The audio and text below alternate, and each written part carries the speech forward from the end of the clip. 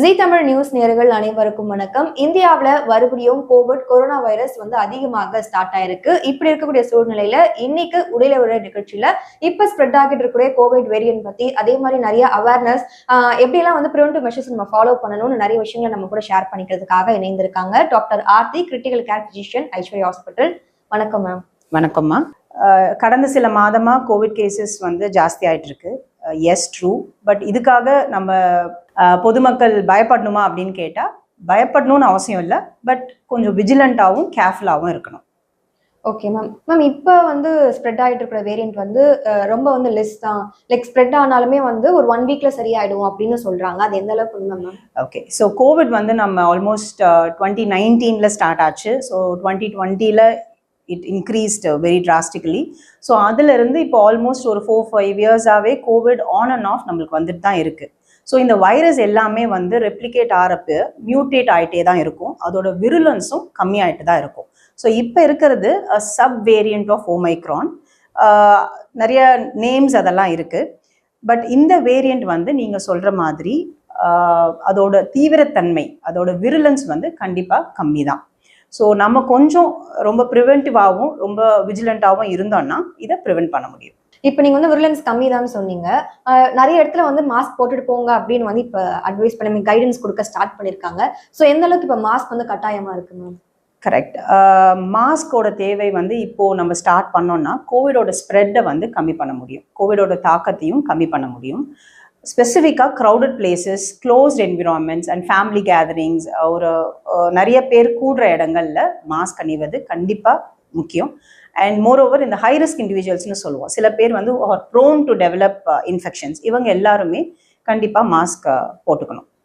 இப்போ நீங்க ஆஃபீஸ் போறாங்க, இல்லை வெளியே மால்ஸ் அந்த மாதிரி ஒரு ரொம்ப பப்ளிக் பிளேசஸ் போகும்போது மாஸ்க் போடுறாங்க. பட் யூஸ்வலாக பப்ளிக்கு தெரியாம ஒரு தவறு பண்ணுவாங்க. அதாவது விழிப்புணர்வு இல்லாமல் மாஸ்க் தொடர்ந்து அதே மாஸ்க் 8 hours போடுறது, அந்த மாதிரி யூஸ்வலா பண்ற மிஸ்டேக்ஸ் என்ன மேம்? அதை எப்படி நம்ம ரெக்டிஃபை பண்ணிக்கலாம்? ஓகே, மாஸ்க் அணிவது கண்டிப்பா நீங்க சொல்ற மாதிரி கோவிட் கம்மி பண்ணும், கோவிட் இன்ஃபெக்ஷனை.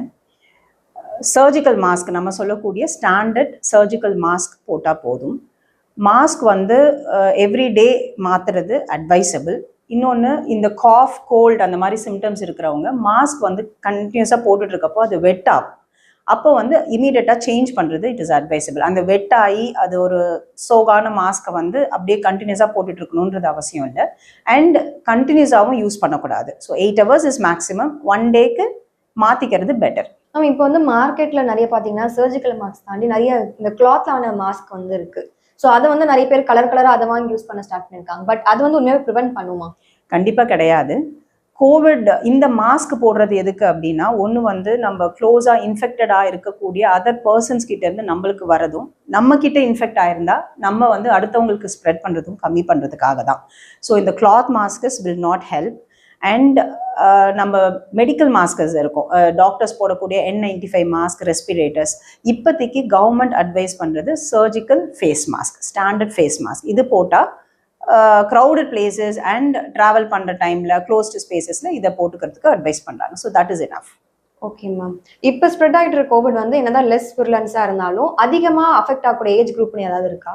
கண்டிப்பாக, it's a very good question. So நான் முன்னையே சொன்னேன், ஹை ரிஸ்க் இண்டிவிஜுவல்ஸ் அப்படின்னு சொல்லி. யாரெல்லாம்னா நோயின் தாக்கமும் தீவிரமும் ஜாஸ்தியாக இருக்கக்கூடிய சில நபர்கள், pregnant ladies, diabetes patients, elderly, இந்த மாதிரி ஆட்கள். அண்ட் க்ரானிக் லங் டிசீஸ் அப்படின்னு சொல்லக்கூடிய சில இன்ஃபெக்ஷன்ஸ் இருக்குது. அதாவது சில conditions, ILD, bronchial asthma, COPD, இந்த மாதிரி நோய் அறிகுறிகள் இருக்கக்கூடிய நபர்கள் காய்ச்சல், சளி, இருமல், ஒரு எக்ஸ்ட்ரீம் டயர்ட்னஸ் இந்த மாதிரி இருந்தது அப்படின்னா மருத்துவரை உடனடியாக அணுகணும்.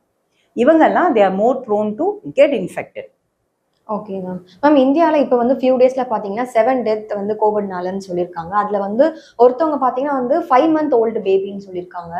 ஸோ அந்த மாதிரி குழந்தைங்க, கை குழந்தைங்க வச்சிருக்கவங்கள ப்ரெக்னென்ட் லேடிஸ் எந்த அளவுக்கு ரொம்ப ப்ரிவென்டிவாக இருக்கணும்?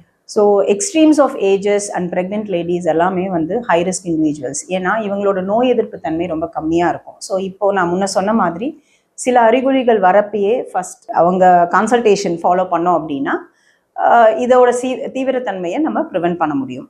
அண்ட் டெத்ஸ் நார்மல் இண்டிவிஜுவல்ஸோ இல்லை ரொட்டீனாக இருக்கக்கூடிய வைரல் இன்ஃபெக்ஷனாலேயோ வரக்கூடியது இல்லை. இவங்க எல்லாருக்குமே ஒரு கோமார்பிட் கண்டிஷன்ஸ் கண்டிப்பாக இருக்கும். அண்ட் இவங்களோட இம்யூன் ரெஸ்பான்ஸ் வந்து கம்மியாக இருக்கும். ஸோ மல்டிபிள் அதர் காசஸ் வந்து இருக்கும். கோவிட் அதுக்கு ஒரு ஆடட் ஃபைண்டிங்காக இருக்கலாம். ஸோ இப்போதைக்கு இந்த டெத்ஸ்னால பொதுமக்கள் பயப்பட தேவையில்லை. இந்த மாதிரி ஹை ரிஸ்க் இண்டிவிஜுவல்ஸ் எல்லாரும் ப்ரிவென்டிவாக இதை ஆன்டிசிபேட் பண்ணி நடந்துக்கிட்டோம்னா இந்த மாதிரி டெத்ஸை ப்ரிவென்ட் பண்ண முடியும். ஓகே மேம், நீங்க பேசினப்பவே சொன்னீங்க இம்யூன் பவர் வந்து கொஞ்சம் கம்மியா இருக்கும் அப்படின்னு சொன்னீங்க. ஸோ இம்யூனிட்டி அதிகமாகும்னா அவங்களோட ஃபுட் டயட்ல வந்து என்னென்னலாம் இன்க்ளூட் பண்ணிக்கலாம்? ஸோ நான் இம்யூன் பவர் நான் மீன் பண்ணது வந்து இந்த நோயின் தன்மையினால. ஓகே, பிரெக்னன்சி பர்சேவே அது வந்து இம்யூனிட்டி குறைக்கக்கூடிய ஒரு ஸ்டேட். அதே மாதிரி டயபெட்டிஸ், ஆஸ்மா, இவங்க இந்த மாதிரி நோயின் தன்மையினால அவங்களுக்கு நோய் எதிர்ப்பு தன்மை கம்மியாக இருக்குது. ஜென்ரலாக பாடியோட இம்யூனிட்டின்றது வந்து S it is needed to fight against infection. But நான் சொல்லக்கூடிய கான்செப்ட் வந்து இந்த நோயின் தன்மை. அப்போது நோயை கண்ட்ரோலில் கொண்டு வரது தான் இதோட முக்கியமான preventive aspect. For example diabetes பேஷண்ட்ஸ்க்கு ரெகுலராக health checkup and regular follow up, sugar control, medications, insulin, அந்த டயபெட்டிக் மெடிகேஷன்ஸ் எடுத்துக்கிறது. அண்ட் ஆஸ்மா, சிஓபிடியான பேஷண்ட்ஸ் எல்லாருக்கும் அவங்களோட ரெகுலர் மெடிகேஷன்ஸ், இன்ஹேலர்ஸ் இதெல்லாம் எடுத்துக்கிறது. அண்ட் நோயின் தன்மை, அதாவது அந்த அறிகுறிகள் வந்தால் முன்னமே டாக்டரை போய் ரீச் பண்ணி அவங்க என்ன பண்ணணும்னு அட்வைஸ் பண்ணுறது, அதை ஃபாலோ பண்ணுறது, இதெல்லாம் தான் கோவிடோட பாதிப்பை கம்மி பண்ண முடியும். ஜென்ரலாக இம்யூன் பூஸ்டர்ஸ், விட்டமின் டேப்லெட்ஸ் இதெல்லாம் வந்து it's just supportive. Scientific evidence எதுவும் கிடையாது. ஓகே மேம், இப்போ யூஸ்வலாக வந்து இந்த மாதிரி டைமில் வந்து ஒரு ஃபீவர் இல்லை லைட்டாக ஸ்னீசிங் கோல்டு வந்தாலே வந்து கோவிடாக தான் இருக்குமோ அப்படின்னு ரொம்பவே வந்து பயப்பட ஆரம்பிச்சிருவாங்க மக்கள். பட் நம்ம எப்படி மேம் டிஃப்ரென்ஷியேட் பண்ணுறோம்? ஒரு நார்மல் ஃபீவருக்கும் இல்லை கோவிடாக தான் இருக்கும் ப்ரீ சிம்டம்ஸ் வச்சு நம்ம எப்படி வந்து அதை வந்து கண்டுபிடிக்கிறோம்? ஓகே, ஸோ கோவிட்ன்றது ஒரு வைரல் இன்ஃபெக்ஷன், சரிங்களா? ஜென்ரலாக எல்லா வைரல் இன்ஃபெக்ஷனும் இந்த மாதிரி ஒரு சோர் த்ரோட், அதாவது தொண்டவலி, பாடி பெயின், ஃபீவர் இப்படி தான் வரும்.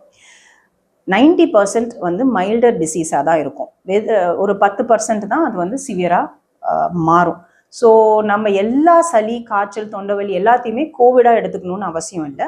ஒரு வைரல் இன்ஃபெக்ஷன் தான். ஜென்ரலாகவே இந்த வைரல் இன்ஃபெக்ஷனுக்கான ப்ரிவென்டிவ் மெஷர்ஸ் வந்து வெல் ஹைட்ரேட் பண்ணிக்கிறது, அப்புறம் சளி, இருமல் இருந்தால் க்ரௌடட் பிளேசஸ் அவாய்ட் பண்ணுறது, ட்ராவல் அவாய்ட் பண்ணுறது, இந்த மாதிரி வந்து நம்ம அதை மெயின்டைன் பண்ணோம் அப்படின்னா அதோட தீவிரத்தன்மையை கம்மி பண்ண முடியும்.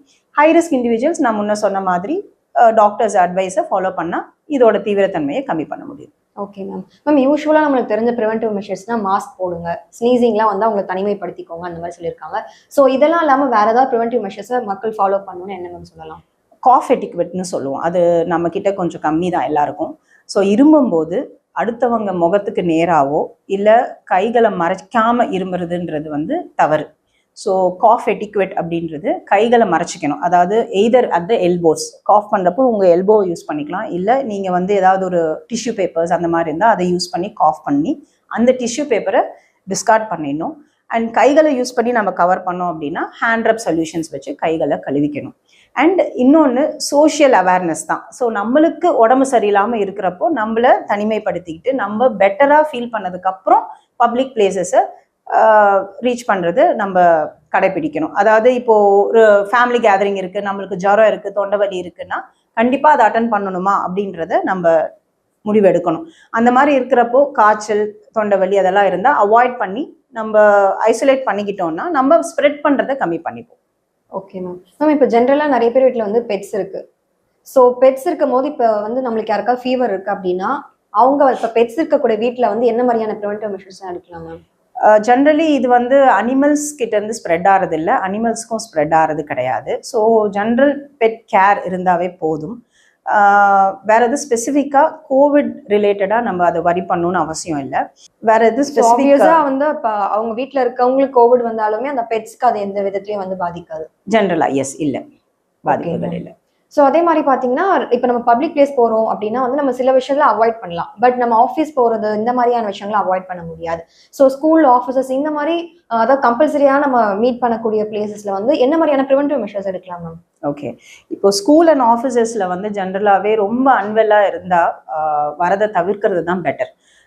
சில்ட்ரனுக்குமே இப்போ டீச்சர்ஸ் அதை தான் அட்வைஸ் பண்ணுவாங்க. ஒரு காஃப், கோல்டு இருந்தால் ஸ்கூலுக்கு அனுப்ப வேண்டாம் அப்படின்னு தான் அவங்களோட அட்வைஸ்.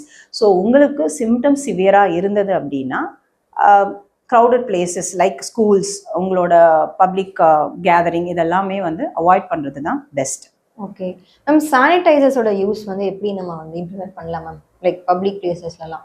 லைக் யூஸ்வலாக ஹேண்ட் வாஷ் பண்றது சேஃபா இல்லை சானிடைசர்ஸ் யூஸ் பண்ணாலே போதுமா? ஓகே, ஹேண்ட் வாஷ் ஃபெசிலிட்டிஸ் வந்து எல்லா இடத்துலையும் இருக்காது. சோப் அண்ட் வாட்டர் ஃபெசிலிட்டிஸ் இல்லை. ஸோ அந்த மாதிரி இடங்களில் ஹேண்ட் சானிடைசர்ஸ் யூஸ் பண்ணிக்கலாம்.